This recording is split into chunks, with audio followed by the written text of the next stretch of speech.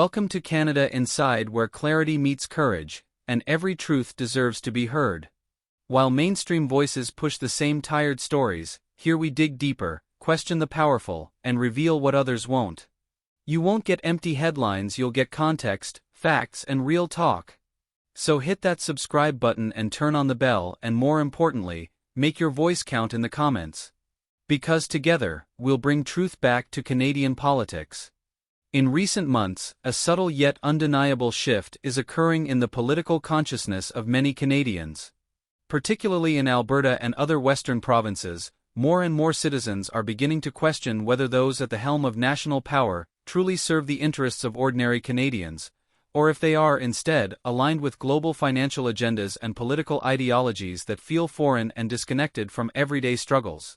Mark Carney's name continues to surface in these discussions. Known for his former roles as governor of both the Bank of Canada and the Bank of England, Carney is not your typical public servant. His impressive resume reads like a blueprint of global finance, Goldman Sachs, G7 meetings, climate finance forums, and of course, the World Economic Forum in Davos. To some, these are badges of honor. But to many others, especially those in the prairies, they are red flags. It's not that Canadians dismiss competence or ambition, but they do question where a man like Carney truly places his loyalties. His support for global financial mechanisms and centralized climate policies often feels at odds with the livelihood and economic identity of Alberta, a province that relies heavily on natural resources and whose population feels sidelined by Ottawa's repeated interventions. Albertans are proud, hard-working people. They don't ask for much, just the freedom to grow their industries, manage their resources, and retain a fair share of the wealth they generate. Yet time and again, they feel as though they are fighting not just market forces or economic cycles, but a federal government, and figures like Carney, who seem more eager to impress foreign elites than listen to their own citizens. Danielle Smith captures this sentiment in a way that resonates. Her push for Alberta's sovereignty is not about isolation or extremism, it's about recognition. It's about a province that contributes enormously to the Canadian economy, but constantly finds itself constrained by federal policies rooted in the politics of the East. It's about the frustration of seeing pipelines stalled, energy projects demonized, and emissions caps imposed without real consultation. In this climate of discontent, the contrast between leaders like Smith and figures like Carney becomes especially stark. Smith speaks directly to her people. She walks the land, listens to business owners, talks with farmers, and crafts policies that reflect real-life concerns. Carney, on the other hand, speaks from international stages, surrounded by central bankers and corporate executives. He speaks of transitions and climate risk, but rarely of the people who must live with those transitions, who risk their jobs, their communities, and their identities. There is an unease, increasingly difficult to ignore, that Canada's future is being shaped by people who are not accountable to the electorate in any meaningful way. Carney is unelected. Yet his voice carries significant weight in policy discussions. When he speaks, media listens. When he endorses a plan, bureaucrats nod. But who, exactly, is he speaking for? This question lies at the heart of growing skepticism toward centralized policymaking in Canada. The idea that one-size-fits-all strategies devised in boardrooms or elite conferences can work across such a vast and diverse country is proving to be naive. Alberta is not Toronto. Calgary is not Ottawa. And yet, the economic and political rules imposed on the country often ignore these vital differences. It is no coincidence that the conservative movement is gaining strength in this context. Pierre Poilievre's rise reflects a desire for leadership that feels grounded, direct, and transparent. Poilievre talks about gatekeepers, about giving power back to the people, and about dismantling the very structures that have allowed figures like Carney to gain outsized influence. To many, this is not about partisan games. It is about survival. It is about reclaiming a voice in a system that seems increasingly tilted toward the interests of central Canada, large financial institutions, and transnational policy agendas. It's about a return to common sense, to local control, to accountability. The liberal establishment often frames these concerns as regressive or reactionary.